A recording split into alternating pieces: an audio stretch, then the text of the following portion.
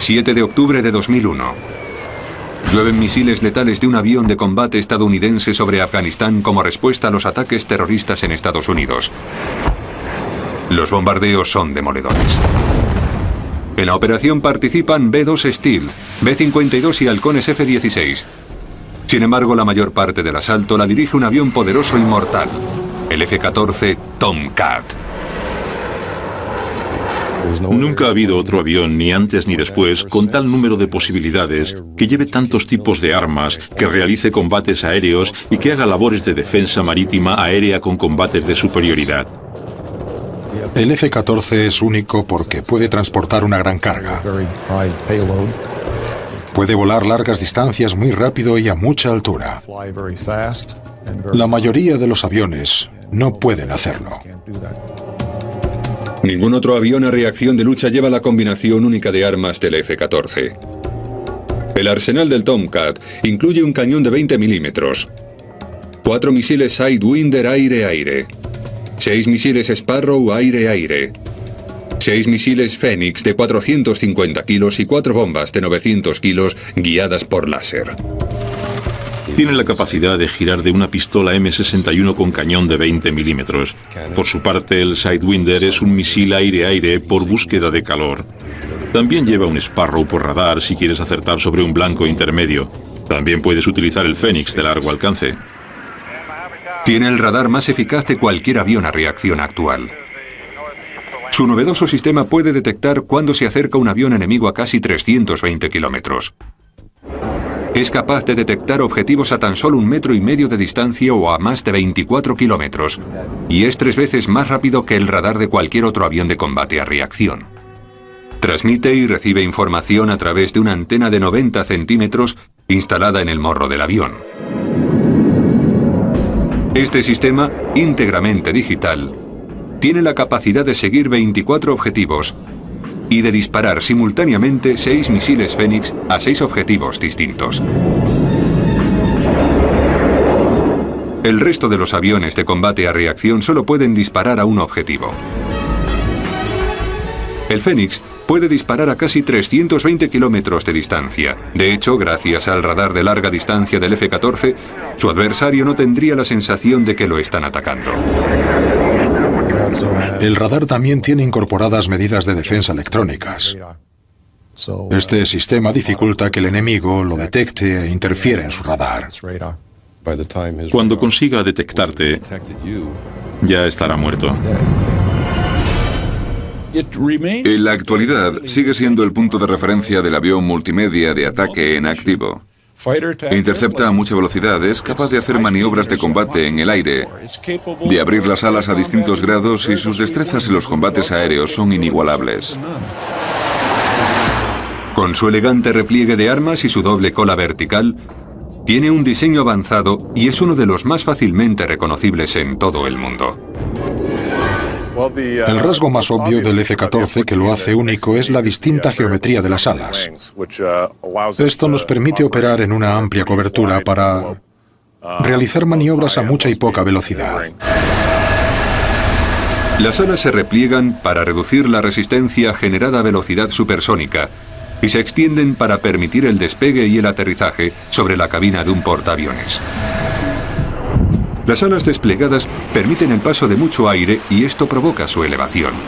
A velocidades supersónicas, las alas se repliegan contra el fuselaje, por lo que el cuerpo del avión adquiere una inmejorable forma aerodinámica. El avión era un ordenador aéreo y calculaba el número Mach. Calcula el ángulo de ataque gracias a unos salientes a ambos lados del avión, y las señales recibidas son transferidas a los accionadores mecánicos que extienden y repliegan los alerones y además recogen y despliegan las alas. Las alas empiezan a replegarse en el nivel 06 Mach. En el 09 han alcanzado ya su ángulo máximo de 68 grados. Mientras el piloto prosigue el combate aéreo y continúan las maniobras de lucha, el ala no deja de replegarse y de desplegarse cuando se ralentiza o se acelera el avión. Los potentes motores dobles turbo GE permiten que el Tomcat alcance velocidades de 2,4 Mach o casi 2.800 km por hora.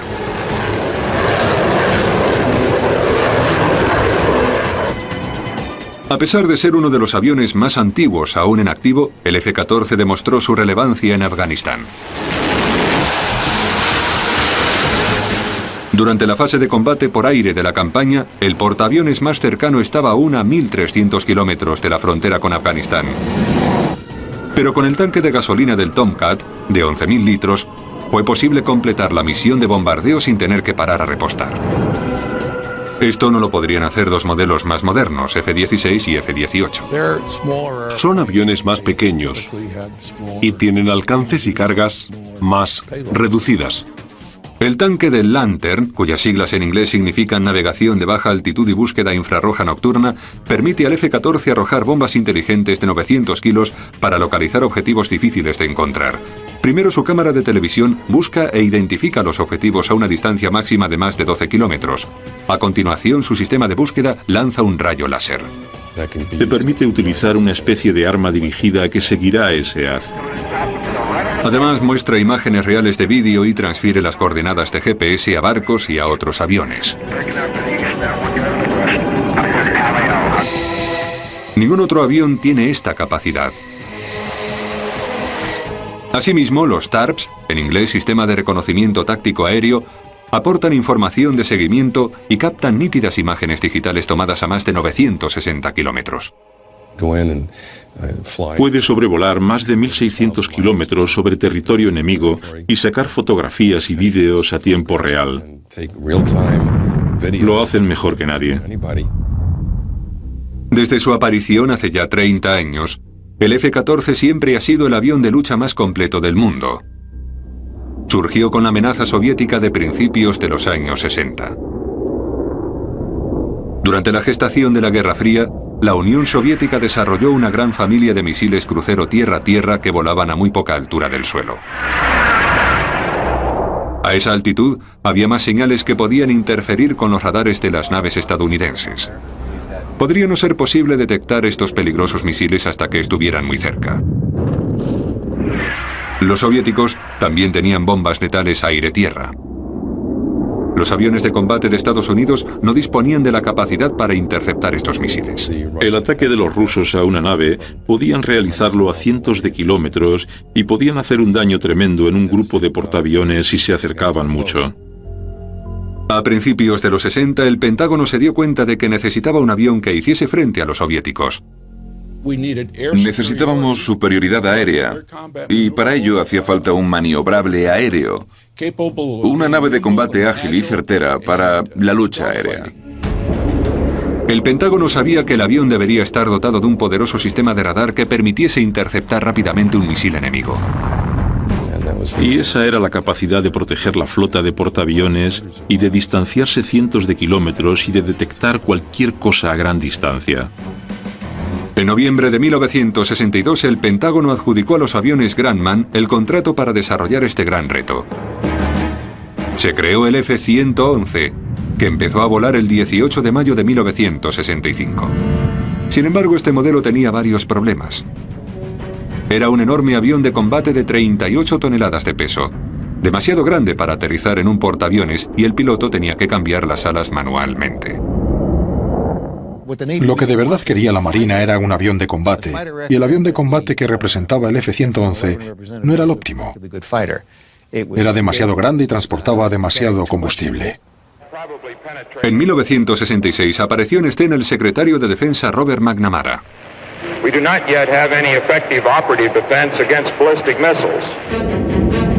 Robert McNamara indicó los requisitos del nuevo avión de combate: velocidad de 2 Mach con gran capacidad de maniobras, potente sistema de radares, capacidad de transportar gran variedad de armas. Además, el nuevo avión tenía que ser muy ligero para poder despegar y aterrizar sobre un portaaviones.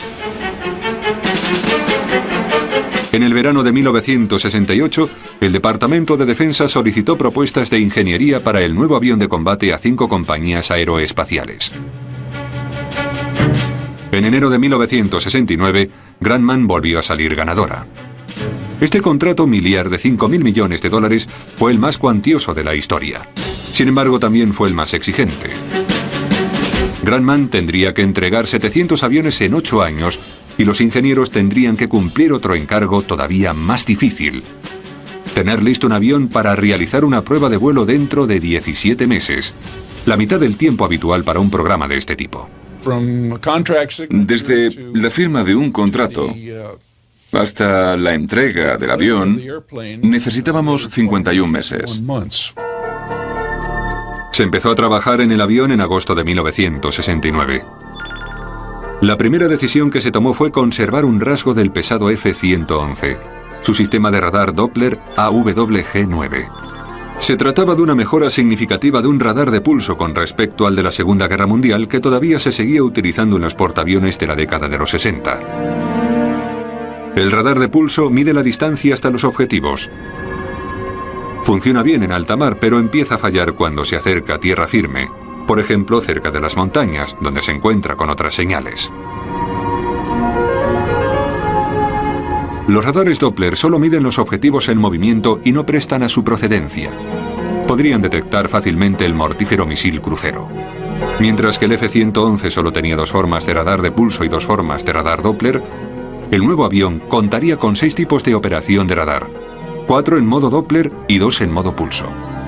Esto aumentaba el número de objetivos que podía seguir el avión, que pasarían de 12 a 24. Ahora el avión de combate tenía el potencial para contrarrestar el misil crucero. Con el mismo arma aire-aire, en teoría el avión podría abatir misiles soviéticos. El AWG-9, tal y como se había diseñado y desarrollado para el F-111, fue una excelente transición hasta el F-14. Lo necesitábamos por el excelente rango que tenía y por sus excelentes capacidades. Los ingenieros de Grumman centraron entonces su atención en diseñar el nuevo avión de combate, pero para hacerlo realidad tendrían que inventar los componentes básicos del avión militar. En 1969, después de entrar el contrato de $5.000 millones por el F-14, la nueva generación de aviones de combate, Grumman se concentró en el diseño. Los ingenieros hicieron frente al ilustrativo reto de diseñar un avión a reacción que pudiese viajar a una velocidad de 2 Mach, que pudiese maniobrar con rapidez en la batalla y que al mismo tiempo pudiese transportar miles de kilos de armas. Su primera prioridad fue el Swing Wing, o avión de alas de distinta geometría. Se basa en un concepto simple: permite que el avión vaya más rápido ya que elimina la resistencia de la trayectoria. Grumman había desarrollado el primer avión de este tipo para volar el XF-10 en mayo de 1952. No obstante, era un avión con un receptor de estabilidad de motor y con problemas de control. Al año siguiente se descartó el programa XF-10, pero el concepto del Swing Wing había resultado prometedor. Sin embargo, aprendimos mucho en el proceso. Después de eso, nos unimos a General Dynamics para producir el F-111. En otra ocasión, Grumman había conseguido una experiencia muy destacada sobre alas replegables variables, y por eso ya conocíamos un poco lo que no debíamos hacer cuando el programa F-14 vio la luz. Pero al principio no fue así. Algunos de los compañeros de Kress creían que las alas del F-14 deberían estar replegadas al ir a 1,2 Mach, es decir, a 1.400 km por hora. Cuando los chicos me indicaron esa cifra, me quedé muy sorprendido. Empecé a preguntar, ¿por qué iba a ir alguien a 1,2 Mach? Con las alas sin desplegar, el avión se pondría a gritarles. En los aviones anteriores al F-14, el piloto era responsable de replegar las alas. Kress pensó que hacía falta un sistema para controlar la dinámica del avión que además quitara a los pilotos la preocupación sobre la posición óptima del Swing Wing. El equipo de Kress elaboró un ordenador sobre datos aéreos llamado Programador Mach de repliegue. Este programa replegaría automáticamente las alas y el piloto ya no tendría que hacer nada. Se trata de una de las muchas innovaciones de Kress. Sin embargo, esa es probablemente la característica más novedosa del avión, ya que significó el primer avión con alas replegables verdaderamente controladas por ordenador. El piloto anularía el ordenador en caso de fallo del sistema.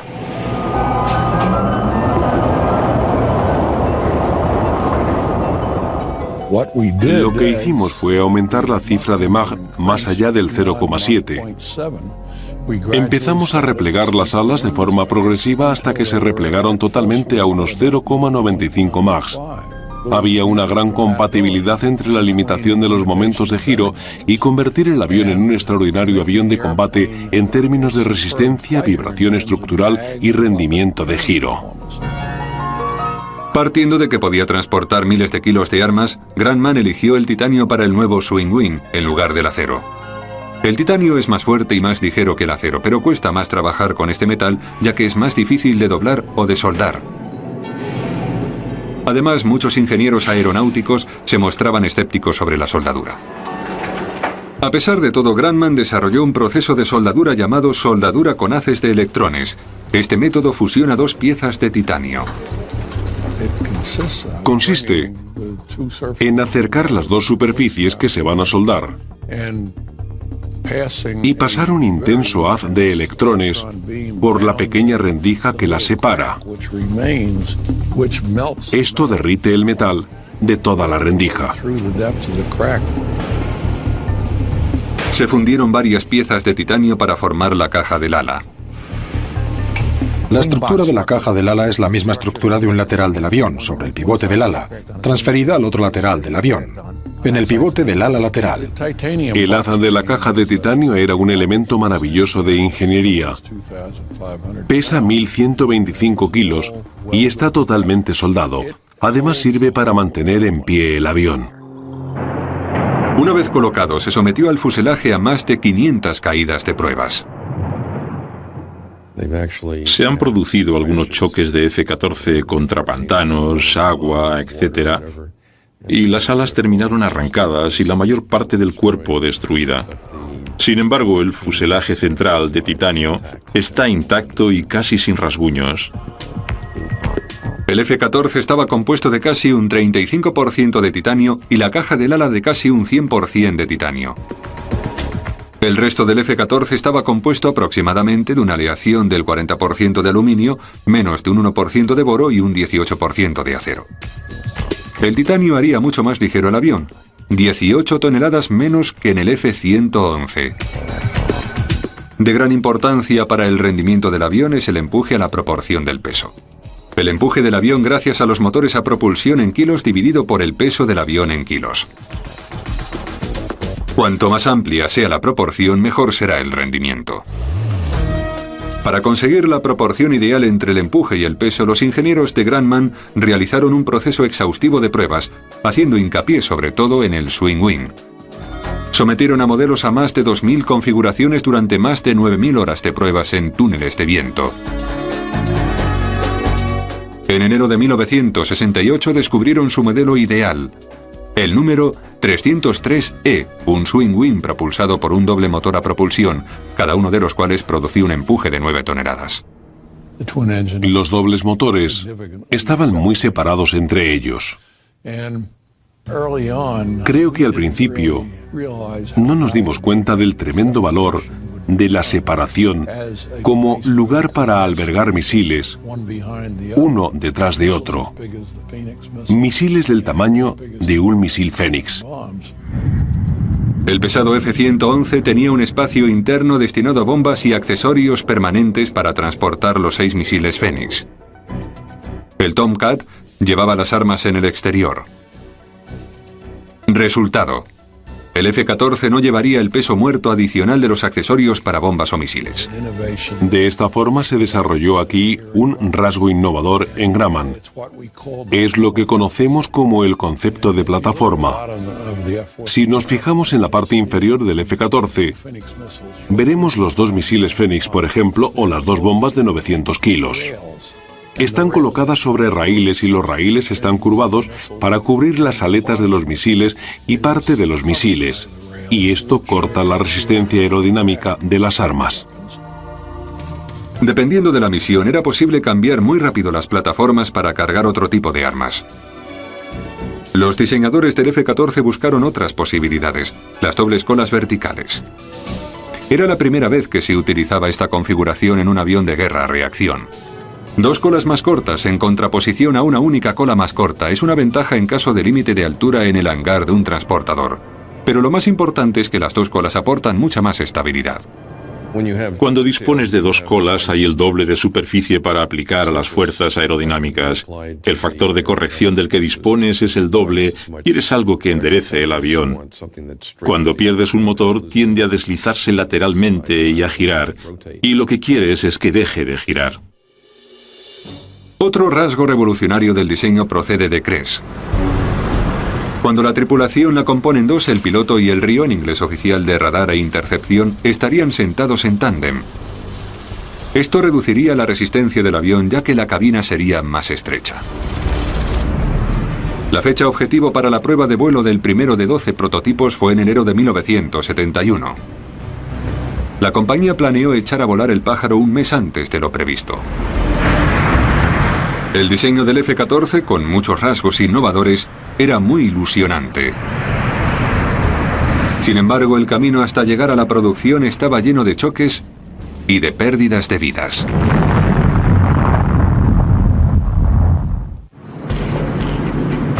El primero de los que serían los miles de vuelos de prueba para el nuevo F-14 estaba planificado para el 21 de diciembre de 1970, un mes antes de lo previsto. Robert Smythe y Bill Miller serían copilotos. Cuando empezó a oscurecer, el prototipo del F-14 dio 2 grandes vueltas alrededor del campo de vuelo. Un vuelo sencillo pero exitoso que duró 10 minutos. No se utilizaron las alas de variación. A pesar de la corta duración del vuelo, Grumman mantuvo el optimismo sobre el segundo intento. Este se realizaría tan solo 9 días más tarde, el 30 de diciembre. El avión intentó convertirse en supersónico y replegó por primera vez las alas. Smythe y Miller volverían a meterse en la cabina. Dennis Romano estaría en el avión de persecución para el vuelo. Había mucho alboroto y mucha gente. Fue en el exterior de nuestras instalaciones de Calverton, en la parte oriental de Long Island. El F-14 realizó el despegue y se elevó en el aire, hacia la costa sur de Long Island, con una firme brisa probablemente de 25 nudos. Los primeros momentos del vuelo fueron suaves, pero cuando estaba lejos de la nave, a 3 kilómetros de altura, el F-14 empezó a perder líquido hidráulico. La filtración fue causada por una resonancia o por una agitación rítmica en el sistema, provocado por pulsaciones de los bombeos hidráulicos. Esto causó una ruptura de las líneas hidráulicas. Los pilotos tuvieron que bajar el avión. Perdimos la potencia hidráulica de los controles, así que intentamos llevarlo a una zona de cultivo. Casi se cae hacia atrás y de repente el avión empezó a colear. Desaparecieron una nube de humo porque iban descendiendo con el avión. Creía que había perdido a 2 amigos. Vi cómo salían el compañero del asiento de atrás, Bob Smith, y del asiento delantero, Bill Miller. Salieron propulsados. Vi cómo descendía el paracaídas de Bob Smith y cómo caía en la bola de fuego de la explosión. El calor lo elevó y el viento lo alejó de los restos. El calor le quemó la parte de abajo de su traje. Al final ambos escaparon del avión, pero por desgracia quedó inutilizable. Lo único que hacía falta era cambiar parte de la sujeción en la parte hidráulica y el problema desapareció. 5 meses más tarde, los mismos pilotos de pruebas, Miller y Smythe, alcanzaron con éxito la velocidad supersónica y utilizaron por primera vez las alas de variación.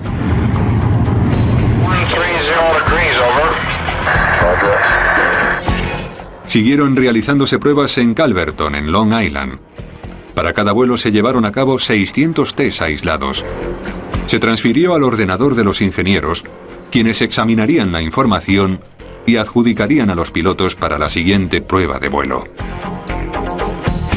Digamos que en la extensión del ala querías medir 50 puntos de presión. En cada ala ponías 50 puntos de instrumentación, es decir, pequeños sensores, y cada uno de ellos es un parámetro. Se registran continuamente 600 parámetros. Algunos de ellos son eléctricos, otros de presión, de estructura, de motor, del sistema de combustible, etc. Y lo que estás midiendo ese día es dónde está la importancia. Podíamos salir y seguir haciendo nuestras pruebas hasta que el ingeniero del vuelo, en su consola, viese algún tipo de punto de peligro.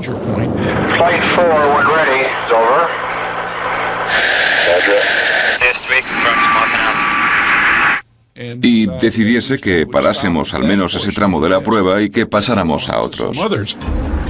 El programa de pruebas estructurales era la parte más exigente de todo el proceso de pruebas, tanto para el avión como para el piloto. El F-14 realizó todas las maniobras imaginables a poca velocidad, a mucha velocidad y a todas las altitudes. A veces, dependiendo de la configuración del vuelo y de la carga del avión, podíamos realizar giros con el avión de hasta 270 grados por segundo. No estaba nada mal para un avión que pesaba unas 18 toneladas. Mucha inercia. Duplicamos la velocidad del sonido. También lo hicimos a 1440 km por hora, a 1,5 kilómetros de altura. En 4 horas de vuelo se realizaron más de 135 pruebas estructurales. Puedo afirmar que incluso para un hombre joven, 4 horas de vuelo estructural te dejan agotado. El desastre llegó en junio de 1971, cuando Bill Miller, el piloto de los primeros vuelos, perdió misteriosamente el control de su avión, lo que le ocasionó la muerte. Pero continuaron las pruebas. El problema más grande de las primeras pruebas era el motor. El motor Pratt & Whitney TF-30 había sido diseñado para el F-111.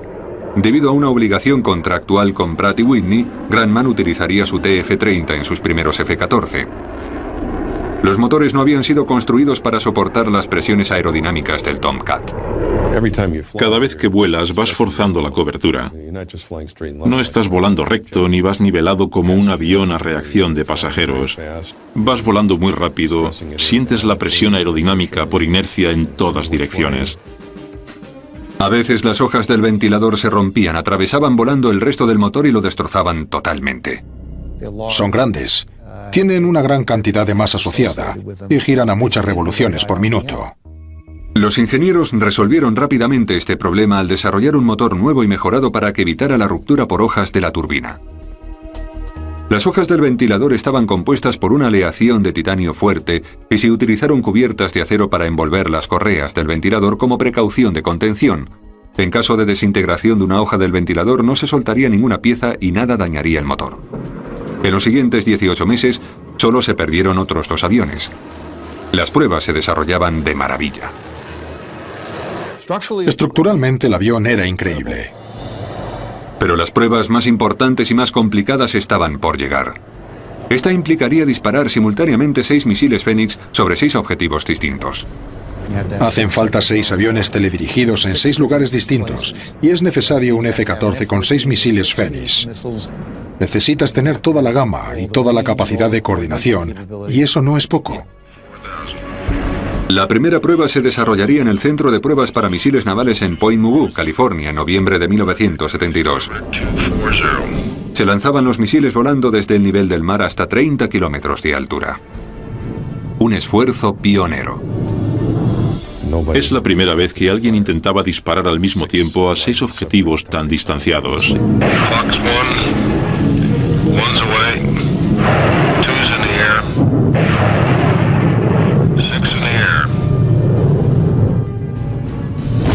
Tan solo uno de los 6 misiles no alcanzó su objetivo.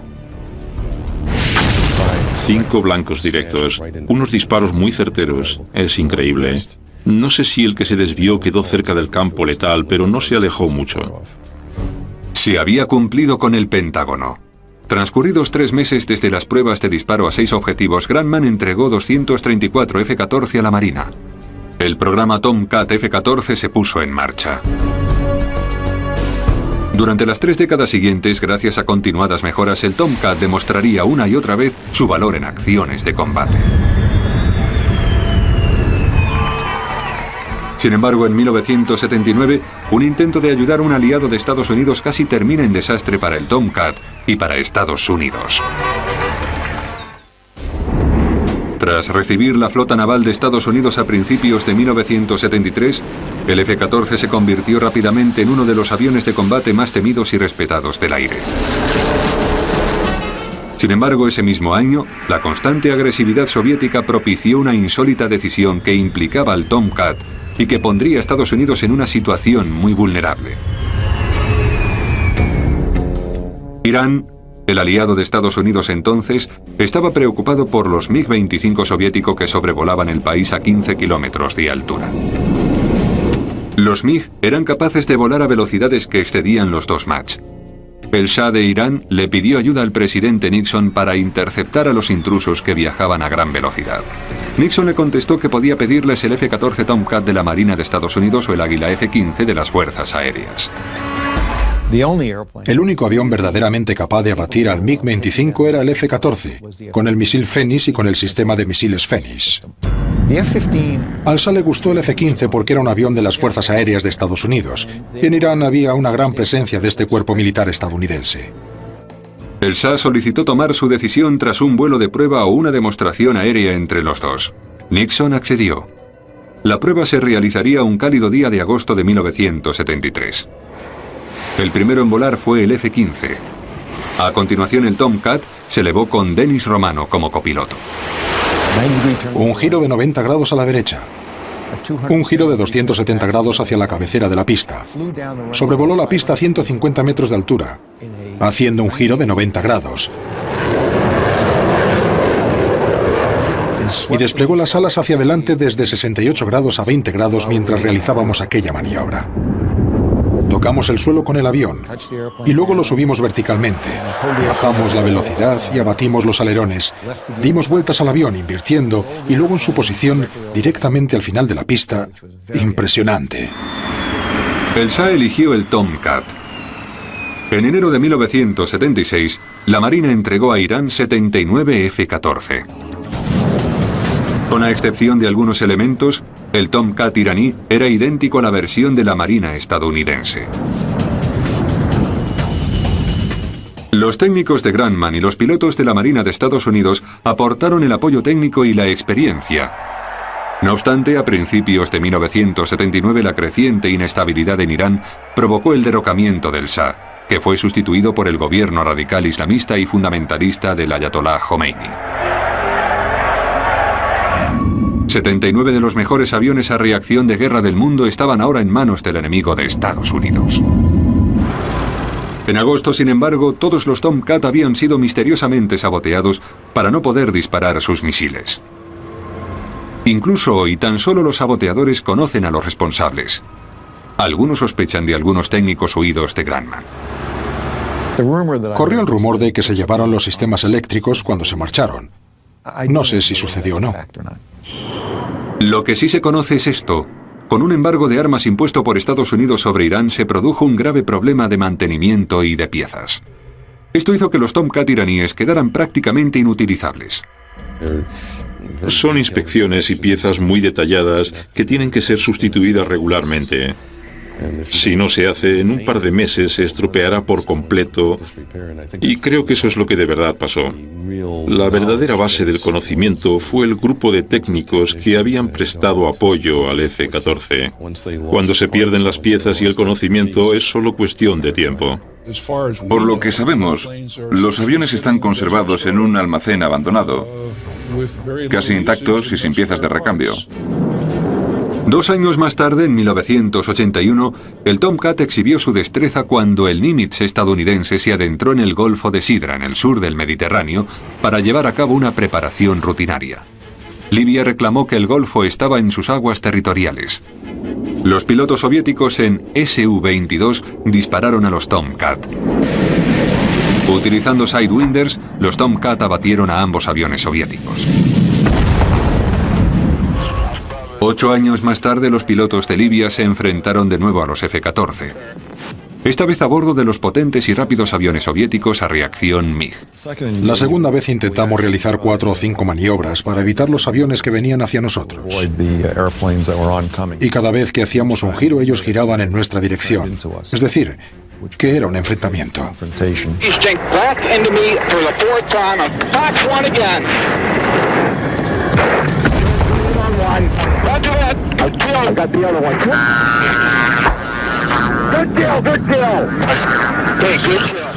Sin embargo, una vez más, 2 pilotos de Tomcat volvieron a abatir a 2 aviones de caza libios. Fue una lucha relativamente fácil para los pilotos de los Tomcat. Sí, fue casi un Sidewinder 101. Nunca los habían puesto a prueba y es lo que querían. A pesar de su capacidad superior, los expertos aeronáuticos creyeron que a finales de la década de los 80 el Tomcat terminaría quedando desfasado por detrás de otros aviones nuevos como el Halcón F-16 y el Hornet F-18. Pero las mejoras a lo largo de esa década y de la década de los 90 mantendrían a la par al F-14 con cualquier otro avión. Una de las mejoras más importantes hacía referencia al motor del F-14. La principal preocupación con respecto al F-14 durante sus primeros 10 años fue la pérdida de velocidad del compresor del motor. Los primeros motores eran ideales para alcanzar velocidades supersónicas, pero no para extremas maniobras de combate. Era un avión de guerra. Y como tal, hay muchos cambios bruscos de velocidad. Había que prestar mucha atención para estar seguro de que no se quedaba arrinconado, se retrasase o saliese de la cobertura permitida.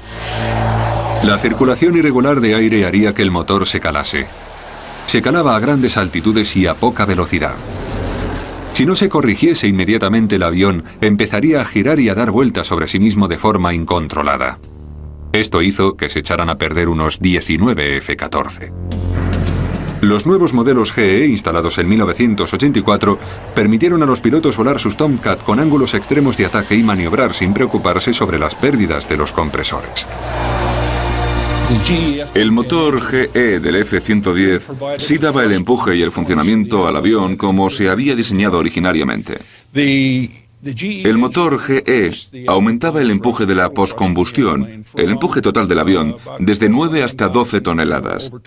Esto significa un aumento del 40% en el empuje. También aportaba un control computerizado de combustible que permitía que trabajásemos prácticamente sin pérdidas.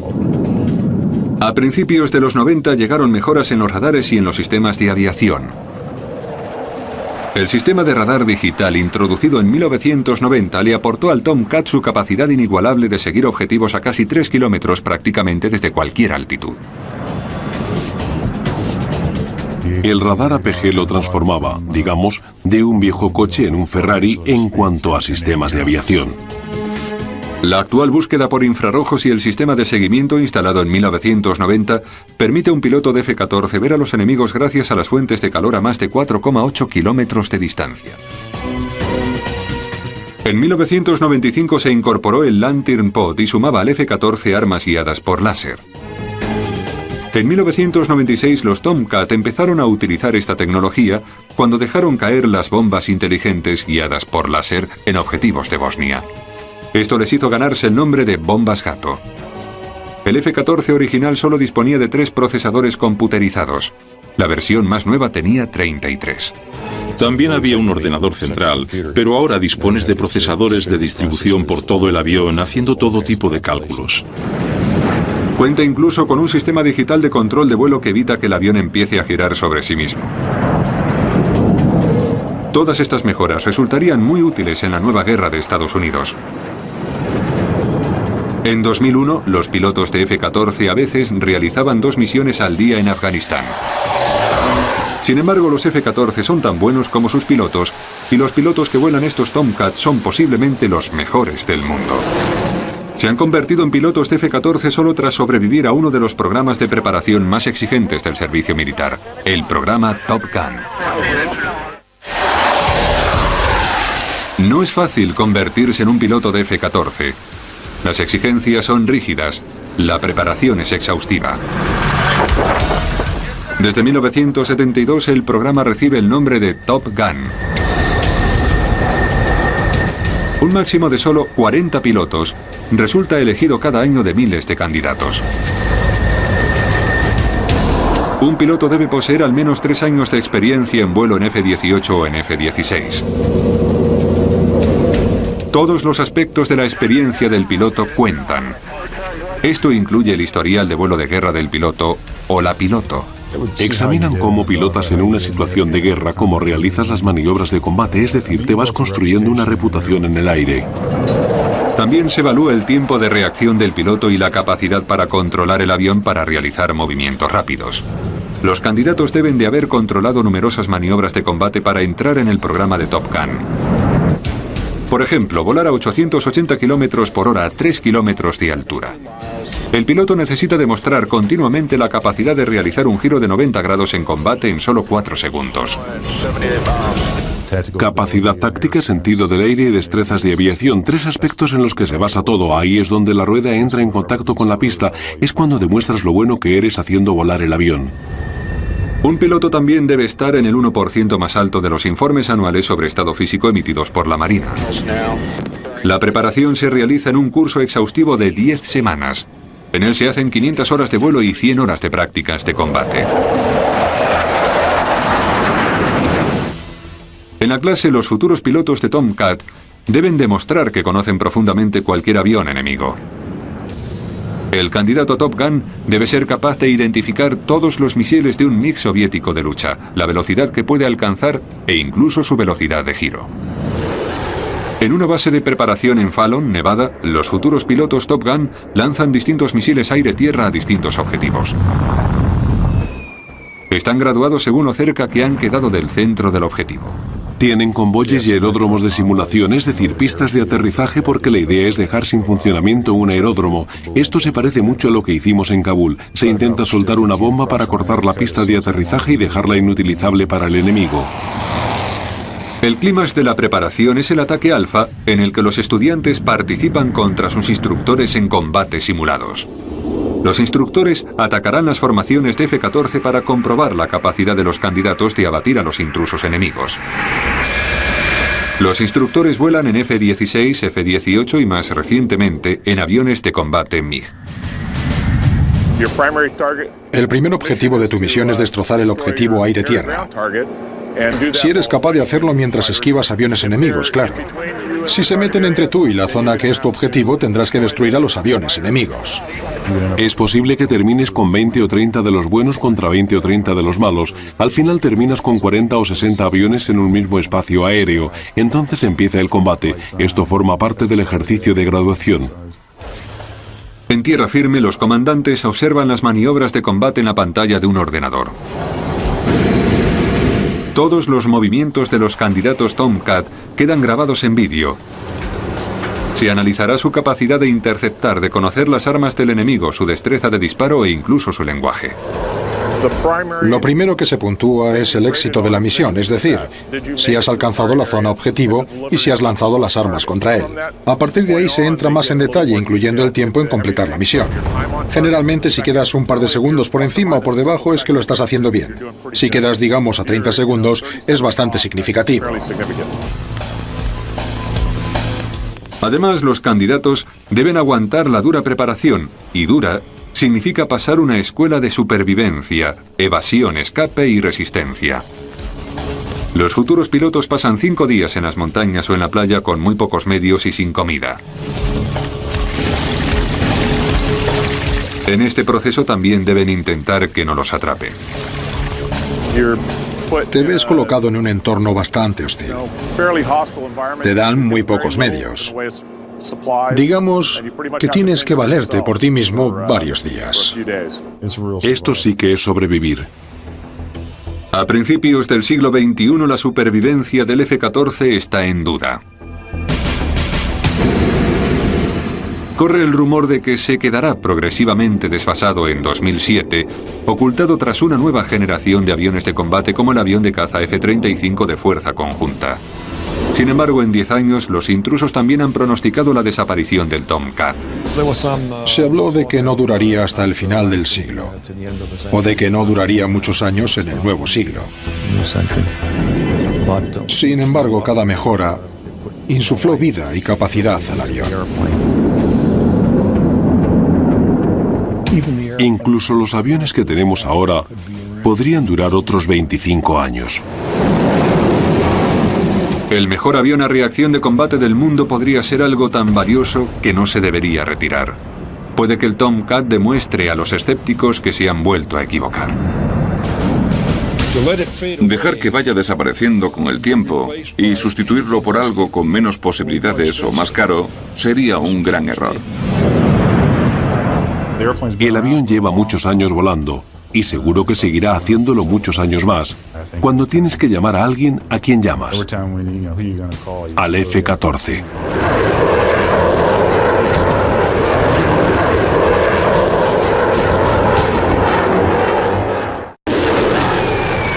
...7 de octubre de 2001... Llueven misiles letales de un avión de combate estadounidense sobre Afganistán como respuesta a los ataques terroristas en Estados Unidos.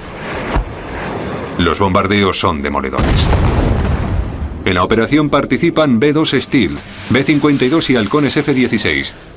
Sin embargo, la mayor parte del asalto la dirige un avión poderoso y mortal, el F-14 Tomcat.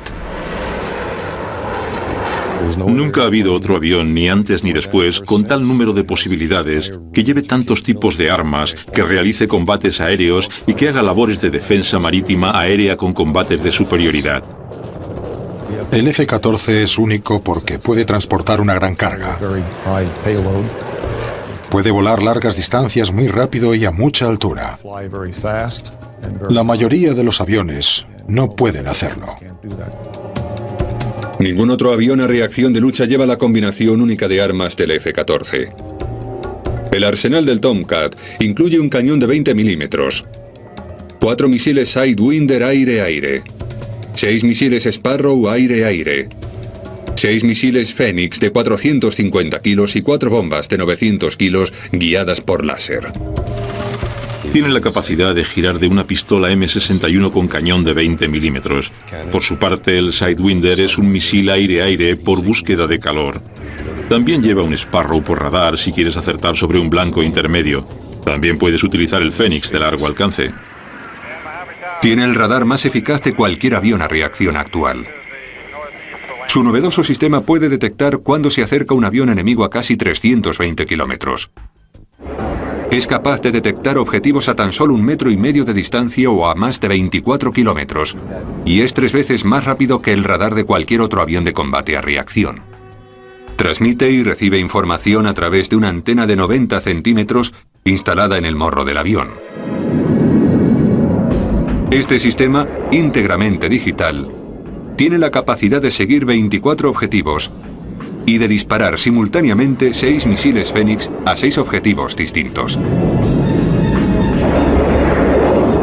El resto de los aviones de combate a reacción solo pueden disparar a un objetivo. El Phoenix puede disparar a casi 320 kilómetros de distancia. De hecho, gracias al radar de larga distancia del F-14, su adversario no tendría la sensación de que lo están atacando. El radar también tiene incorporadas medidas de defensa electrónicas. Este sistema dificulta que el enemigo lo detecte e interfiera en su radar. Cuando consiga detectarte, ya estará muerto. En la actualidad, sigue siendo el punto de referencia del avión multimedia de ataque en activo. Intercepta a mucha velocidad, es capaz de hacer maniobras de combate en el aire, de abrir las alas a distintos grados y sus destrezas en los combates aéreos son inigualables.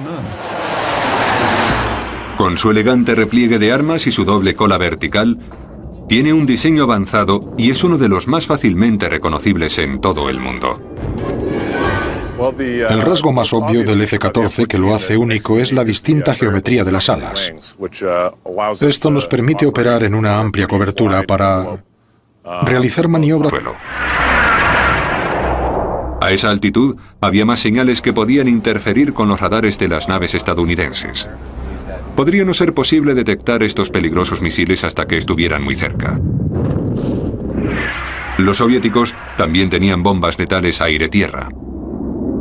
Los aviones de combate de Estados Unidos no disponían de la capacidad para interceptar estos misiles. El ataque de los rusos a una nave podían realizarlo a cientos de kilómetros y podían hacer un daño tremendo en un grupo de portaaviones si se acercaban mucho.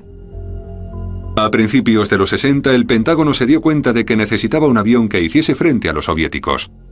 Necesitábamos superioridad aérea y para ello hacía falta un maniobrable aéreo, una nave de combate ágil y certera para la lucha aérea.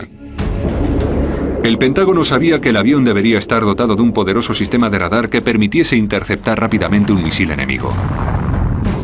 Y esa era la capacidad de proteger la flota de portaaviones y de distanciarse cientos de kilómetros y de detectar cualquier cosa a gran distancia. En noviembre de 1962, el Pentágono adjudicó a los aviones Grumman el contrato para desarrollar este gran reto. Se creó el F-111, que empezó a volar el 18 de mayo de 1965. Sin embargo, este modelo tenía varios problemas. Era un enorme avión de combate de 38 toneladas de peso, demasiado grande para aterrizar en un portaaviones, y el piloto tenía que cambiar las alas manualmente. Lo que de verdad quería la Marina era un avión de combate, y el avión de combate que representaba el F-111 no era el óptimo. Era demasiado grande y transportaba demasiado combustible. En 1966 apareció en escena el secretario de Defensa Robert McNamara.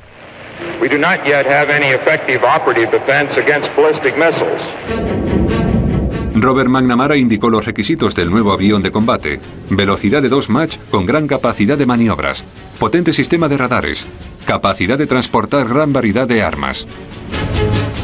Además, el nuevo avión tenía que ser muy ligero para poder despegar y aterrizar sobre un portaaviones. En el verano de 1968, el Departamento de Defensa solicitó propuestas de ingeniería para el nuevo avión de combate a 5 compañías aeroespaciales. En enero de 1969, Grumman volvió a salir ganadora. Este contrato miliar de $5.000 millones fue el más cuantioso de la historia. Sin embargo, también fue el más exigente. Grumman tendría que entregar 700 aviones en 8 años y los ingenieros tendrían que cumplir otro encargo todavía más difícil: tener listo un avión para realizar una prueba de vuelo dentro de 17 meses, la mitad del tiempo habitual para un programa de este tipo. Desde la firma de un contrato hasta la entrega del avión, necesitábamos 51 meses. Se empezó a trabajar en el avión en agosto de 1969. La primera decisión que se tomó fue conservar un rasgo del pesado F-111, su sistema de radar Doppler AWG-9. Se trataba de una mejora significativa de un radar de pulso con respecto al de la Segunda Guerra Mundial, que todavía se seguía utilizando en los portaaviones de la década de los 60. El radar de pulso mide la distancia hasta los objetivos, ya que significó el primer avión con alas replegables verdaderamente controladas por ordenador. El piloto anularía el ordenador en caso de fallo del sistema.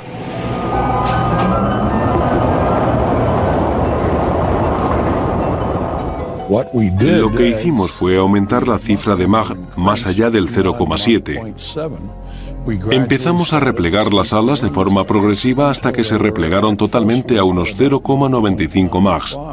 Había una gran compatibilidad entre la limitación de los momentos de giro y convertir el avión en un extraordinario avión de combate en términos de resistencia, vibración estructural y rendimiento de giro. Partiendo de que podía transportar miles de kilos de armas, Grumman eligió el titanio para el nuevo Swing Wing en lugar del acero. El titanio es más fuerte y más ligero que el acero, pero cuesta más trabajar con este metal, ya que es más difícil de doblar o de soldar. Además, muchos ingenieros aeronáuticos se mostraban escépticos sobre la soldadura. A pesar de todo, Grumman desarrolló un proceso de soldadura llamado soldadura con haces de electrones. Este método fusiona 2 piezas de titanio.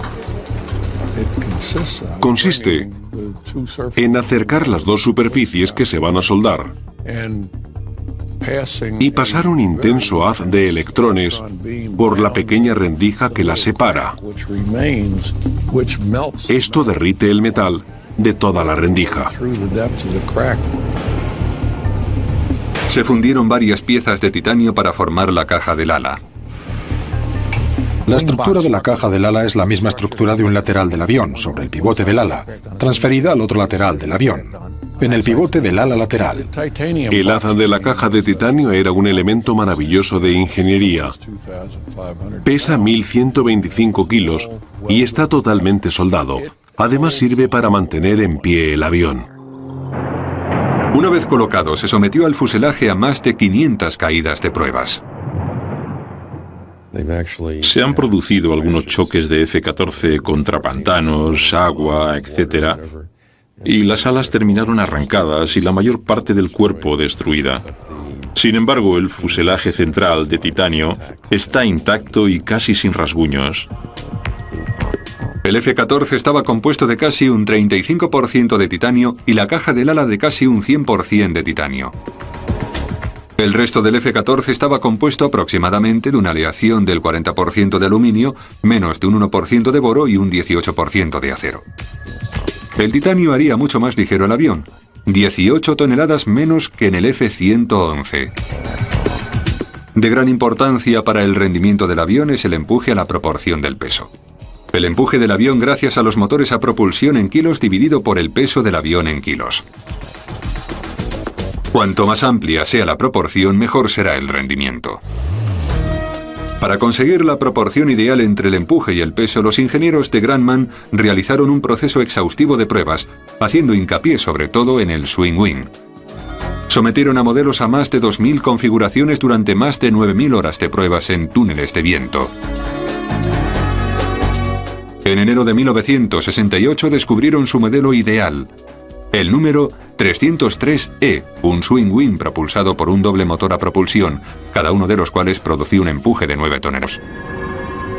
Funciona bien en alta mar, pero empieza a fallar cuando se acerca a tierra firme, por ejemplo cerca de las montañas, donde se encuentra con otras señales. Los radares Doppler solo miden los objetivos en movimiento y no prestan a su procedencia. Podrían detectar fácilmente el mortífero misil crucero. Mientras que el F-111 solo tenía 2 formas de radar de pulso y 2 formas de radar Doppler, el nuevo avión contaría con 6 tipos de operación de radar, 4 en modo Doppler y 2 en modo pulso. Esto aumentaba el número de objetivos que podía seguir el avión, que pasarían de 12 a 24. Ahora el avión de combate tenía el potencial para contrarrestar el misil crucero. Con el mismo arma aire-aire, en teoría el avión podría abatir misiles soviéticos. El AWG-9, tal y como se había diseñado y desarrollado para el F-111, fue una excelente transición hasta el F-14. Lo necesitábamos por el excelente rango que tenía y por sus excelentes capacidades. Los ingenieros de Grumman centraron entonces su atención en diseñar el nuevo avión de combate, pero para hacerlo realidad tendrían que inventar los componentes básicos del avión militar. En 1969, después de entrar el contrato de $5.000 millones por el F-14, la nueva generación de aviones de combate, Grumman se concentró en el diseño. Los ingenieros hicieron frente al ilustrativo reto de diseñar un avión a reacción que pudiese viajar a una velocidad de 2 Mach, que pudiese maniobrar con rapidez en la batalla y que al mismo tiempo pudiese transportar miles de kilos de armas. Su primera prioridad fue el swing wing, o avión de alas de distinta geometría. Se basa en un concepto simple, permite que el avión vaya más rápido ya que elimina la resistencia de la trayectoria. Grumman había desarrollado el primer avión de este tipo para volar el XF-10 en mayo de 1952. No obstante, era un avión con un receptor de estabilidad de motor y con problemas de control.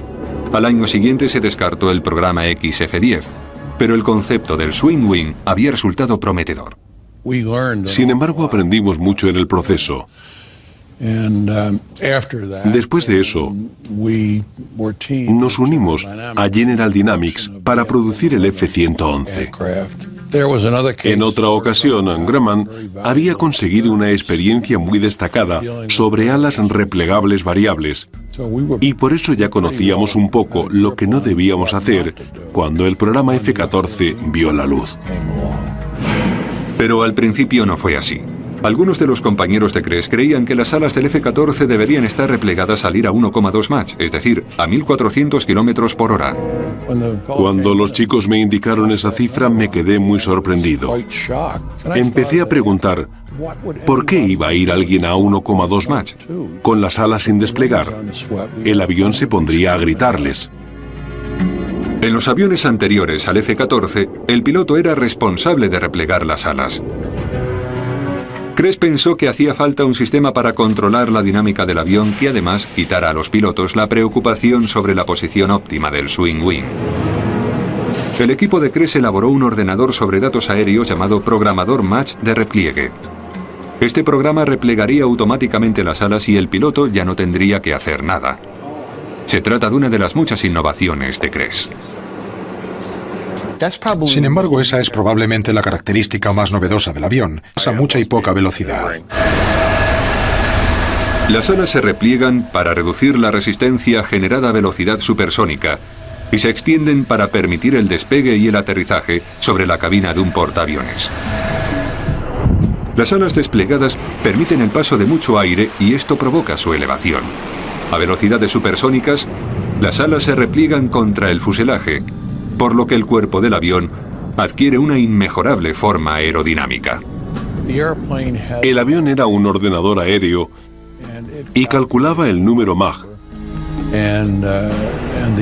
Calcula el ángulo de ataque gracias a unos salientes a ambos lados del avión, y las señales recibidas son transferidas a los accionadores mecánicos que extienden y repliegan los alerones y además recogen y despliegan las alas. Las alas empiezan a replegarse en el nivel 06 Mach. En el 09 han alcanzado ya su ángulo máximo de 68 grados. Mientras el piloto prosigue el combate aéreo y continúan las maniobras de lucha, el ala no deja de replegarse y de desplegarse cuando se ralentiza o se acelera el avión. Los potentes motores dobles turbo GE permiten que el Tomcat alcance velocidades de 2,4 Mach o casi 2.800 km por hora.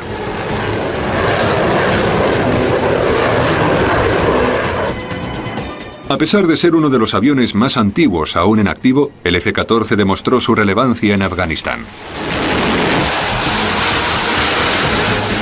Durante la fase de combate por aire de la campaña, el portaaviones más cercano estaba aún a 1.300 kilómetros de la frontera con Afganistán. Pero con el tanque de gasolina del Tomcat, de 11.000 litros, fue posible completar la misión de bombardeo sin tener que parar a repostar. Esto no lo podrían hacer dos modelos más modernos, F-16 y F-18. Son aviones más pequeños y tienen alcances y cargas más reducidas. El tanque del Lantern, cuyas siglas en inglés significan navegación de baja altitud y búsqueda infrarroja nocturna, permite al F-14 arrojar bombas inteligentes de 900 kilos para localizar objetivos difíciles de encontrar. Primero su cámara de televisión busca e identifica los objetivos a una distancia máxima de más de 12 kilómetros. A continuación, su sistema de búsqueda lanza un rayo láser. Te permite utilizar una especie de arma dirigida que seguirá ese haz. Además, muestra imágenes reales de vídeo y transfiere las coordenadas de GPS a barcos y a otros aviones.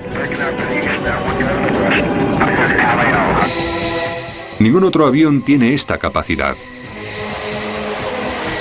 Asimismo, los TARPs, en inglés Sistema de Reconocimiento Táctico Aéreo, aportan información de seguimiento y captan nítidas imágenes digitales tomadas a más de 960 kilómetros.